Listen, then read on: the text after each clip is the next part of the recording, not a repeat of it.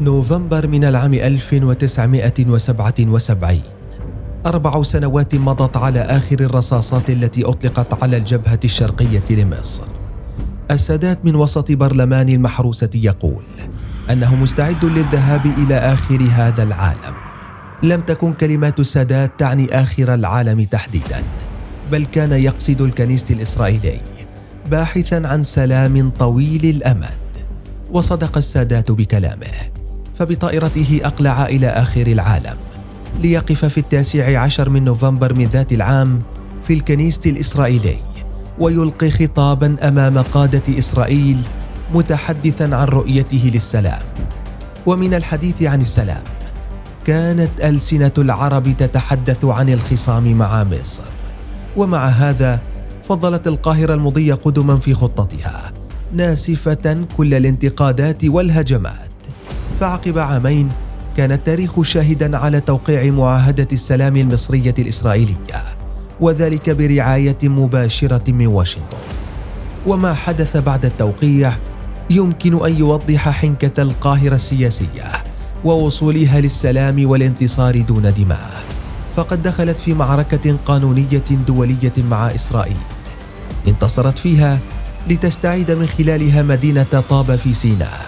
رحل السادات وعادت الأخت الكبرى لإخوتها العرب، وبقيت معاهدة السلام مع إسرائيل فاعلة حتى الآن. ورغم الانتقاد والهجوم في البداية، إلا أن فعلة مصر التي لم يجرؤ عليها أحد في ذاك الزمان لم يجرؤ أحد على تسجيلها في فصل أسود من تاريخ المحروسة. فكما استعاد الجيش المصري سيناء بالدماء، استطاع ساسة مصر استعادة طابة بالسلام. السياسة المصرية لها ما تريد. فصل وحكاية تدون في تاريخ مصر السياسي الذي بدأ في عهد الخديوي إسماعيل ومستمر حتى الآن. فإذا كانت باريس عاصمة النور لأوروبا، فإن القاهرة عاصمة السياسة للعرب. فمصر التي حكمها الفراعنة لسنين بقيت حاضرة في التاريخ كما حكامها. فإذا أراد العرب اتخاذ قراراً اتجهوا إلى القاهرة، وإذا أرادوا الجلوس على طاولة واحدة كان مقصدهم المحروسة. فمثلما قصد المسلمون مكة للعبادة، قصد العرب القاهرة بحثاً عن السيادة. فمن أزقة القاهرة الفاطمية خرجت أول الصيحات ضد الاستعمار، ومن قلب مدن المحروسة أعلن عن الجمهورية الأولى، راسمة خط سياسة البلاد لأكثر من 100 عام قادمة. سياسة تحكمها الحنكة والدهاء، ويديرها رجال دولة أشداء غيروا الخارطة وقلبوا موازين دول وحكومات. ونحن سنقص عليك بعض من أسرار السياسة المصرية. في مطلع التاريخ لاح فجر الضمير الإنساني، وتجلى في قلوب أجدادنا العظام، فاتحدت إرادتهم الخير وأسسوا أول دولة مركزية ضبطت ونظمت حياة المصريين على ضفاف النيل، وأبدعوا أروع آيات الحضارة، وتطلعت قلوبهم إلى السماء قبل أن تعرف الأرض الأديان السماوية الثلاثة.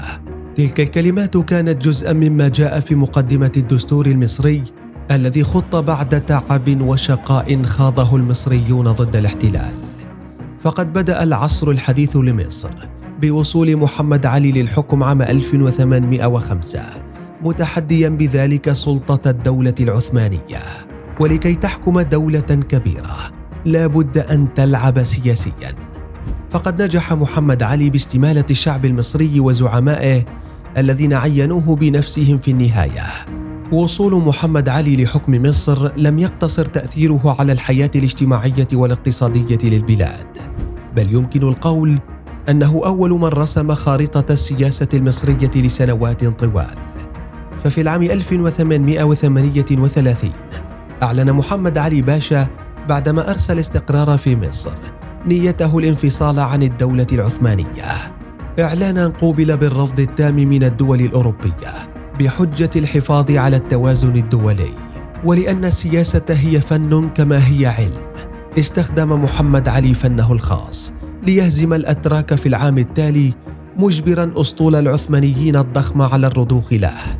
هزيمة دفعت حينها الدول الأوروبية للتهديد بغزو مصر بتحالف دولي، ورغم التراجع والتوقف عن الهجوم كان لمحمد علي نصف ما أراد عبر السياسة، فقد وقع معاهدة لندن عام 1840 والتي نصت على إعطاء محمد علي حكم مصر وراثيا مع إبقائها جزءا من ممتلكات السلطة العثمانية. وصاية دولية أشبه بالاستعمار فرضت على مصر، لكن في الواقع يمكن القول أنها كانت الصفحة الأولى في تاريخ السياسة المصرية، فقد عاشت البلاد بعد ذلك نهضة سياسية كبيرة تمثلت في الثورات المتصاعدة ضد التدخل الأجنبي في مصر. فكانت ثورة عراب عام 1882 والتي دخلت بعدها بريطانيا للبلاد، ولم تخرج منها إلا بثورة جديدة عام 1919. ألغيت الحماية البريطانية على مصر بعد ذلك ب3 سنوات واعترف باستقلالها. وفي العام 1923 صدر أول دستور مصري، وعاشت البلاد أول تجربة للتعددية الحزبية والديمقراطية البرلمانية، إلا أن هزيمة العرب في حرب فلسطين غيرت المشهد ومهدت لطريق جديد للسياسة المصرية داخليا وخارجيا. 23 من يوليو عام 1952 جمال عبد الناصر يقود ثورة ضد الملكية في مصر، والتي نجحت في تحقيق أهدافها لتخرج للعالم الجمهورية الأولى لمصر. وكون الطبقة السياسية التي وصلت للحكم صنفت من فئة الثوار، خط عبد الناصر السياسة الخارجية للبلاد على مبدأ الثورة. فعلى مدار السنوات التالية عملت السياسة الخارجية لمصر على تشجيع حركات التحرير من الاستعمار، خصوصا في الدول الإفريقية، فيما اتخذت مبدأ سياسة الحياد الإيجابي مبدأ أساسيا في سياساتها الخارجية. ورغم وصف سياسة عبد الناصر بالمتعثرة، إلا أن إسرائيل كانت أكثر القلقين من تلك السياسة المتنامية، وتمثل قلقها في إطلاق حرب مفتوحة مع كل من مصر وسوريا والأردن عام 1967، والتي تمكنت من خلالها احتلال سيناء والجولان والضفة الغربية. تعثر عسكري وتخبط سياسي أصاب مصر لسنوات، إلا أنها نجحت بالصمود في حرب الاستنزاف. أكتوبر من العام 1970 أنور السادات يصبح الرئيس الثالث للجمهورية المصرية، ليبدأ حكمه بما يمكن أن يطلق عليها حرب التحرير. فقد بدأ بالاستعداد الكامل بكل الإمكانيات للحرب، وعبر رجاله السياسيين خطط السادات بالتنسيق مع سوريا على بدء المعركة في وقت واحد ضد إسرائيل، ليطلق في 6 من أكتوبر عام 1973 رصاصة حرب التحرير الأولى، والتي حققت من خلالها القوات المصرية انتصارا كبيرا على إسرائيل. ولأن لكل حرب نهاية ولكل صراع حل، انتقل السادات إلى طاولة السياسة باحثا مع رجال دولته عن حل دائم مع إسرائيل، ليدخل في تسوية على النزاع العربي الإسرائيلي. وعبر جسر السياسة تمكن السادات من خلق أول فرصة سلام دائم في منطقة الشرق الأوسط، وذلك بتوقيعه اتفاقية السلام كامب ديفيد عام 1979، وذلك بعد زيارته الشهيرة لإسرائيل، والتي انسحبت إسرائيل من شبه جزيرة سيناء على إثرها، ثم من مدينة طابة فيما بعد. أكتوبر عام 1981 محمد حسني مبارك يصل لحكم مصر، وعلى عكس أسلافه السابقين ركز حسني مبارك على تحقيق الاستقرار الداخلي، وكان اهتمامه الأكبر هو تحقيق التنمية الشاملة والمتواصلة في البلاد. استمر حكم مبارك لمدة تقارب 30 عام، ورغم المدة الطويلة من الحكم تمثلت فترة حكمه أغلبها بإنجازات في تحسين البنية التحتية وتحسين قدرات الاقتصاد التنموي. أما على الساحة الخارجية فتحولت مصر خلال حكم مبارك إلى دولة تبحث عن التوازنات الإقليمية والوساطات بين الفرقاء. فخلال الأيام الأولى من الأزمة بين الكويت والعراق اتخذ مبارك المبادرة بجولات مكوكية في محاولة منه لامتصاص التوتر في المنطقة العربية، إلا أن النتيجة كانت بتعنت الرئيس العراقي صدام حسين الذي أطلق حرب الخليج الثانية، والتي يمكن القول أنها بعثرت أوراق العرب لسنوات طوال. إلا أن مصر بقيادة مبارك اختارت السير في طريق مشترك مع العرب، إذ اختار مبارك الانضمام للتحالف الدولي لتحرير الكويت. ورغم ذلك كان لمصر دور مع الأردن في التهدئة التي حدثت في العراق ما بعد الحرب. ولعل أبرز ما يذكر في تاريخ حقبة مبارك في السياسة الخارجية رفضه المباشر بالتعامل مع إيران أو تطوير العلاقات معها بشكل أكبر في ظل تدخلاتها السافرة في الدول العربية.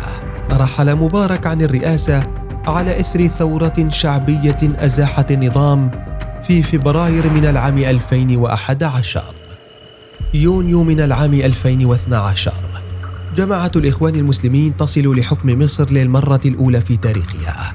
محمد مرسي وصل لمنصب الرئاسة بعد انتخابات عاشتها البلاد، إلا أن حكمه لم يستمر سوى لعام واحد، وصفه المحللون بأنه العام الأسوأ في السياسة المصرية في تاريخها الطويل. فقد سجل التاريخ أن محمد مرسي كان أول رئيس مصري يزور طهران بعد سنوات طويلة من التوتر، ناسفا اجتماع أغلب العرب على عدائها. وكانت تلك الزيارة هي سببا من بين عدة أسباب لإطلاق ثورة 30 من يناير عام 2013، والتي أطاحت بحكم مرسي لتتولى القوات المسلحة المصرية مهمة إدارة شؤون البلاد، حيث قدم حينها القائد العام للقوات المسلحة عبد الفتاح السيسي خارطة طريق حظيت بترحيب مختلف المكونات السياسية والاجتماعية في البلاد، والتي نتج عنها إعلان دستور عام 2014، والذي اعتبر من أهم الدساتير المصرية في العصر الحديث. وفي 8 من يونيو تولى عبد الفتاح السيسي رئاسة مصر بعد انتخابات رئاسية فاز فيها بنسبة فاقت 96%. وصل عبد الفتاح السيسي للرئاسة ومصر تعيش على مفترق طرق بين ماض قوي ومتين وحاضر يحتاج للكثير من الإصلاح. ففي الشرق الأوسط اتخذت كل من قطر وتركيا موقف العداء للنظام المصري الجديد، وذلك بسبب دعمهما لجماعة الإخوان المسلمين. ورغم ذلك لم يهتز النظام المصري بكل محاولات ضرب الاستقرار، بل اتخذ موقف المبادر في إصلاح مكانة مصر السياسية في العالم العربي. فعلى الساحة الخليجية عقد السيسي عشرات الاتفاقيات الاقتصادية والسياسية والعسكرية مع كل من الإمارات والسعودية، كما وسع من علاقات مصر مع الدول الغربية وعلى رأسها الولايات المتحدة وفرنسا. وانتقلت مصر من دور المتفرج في بعض القضايا الإقليمية إلى دور اللاعب الرئيسي.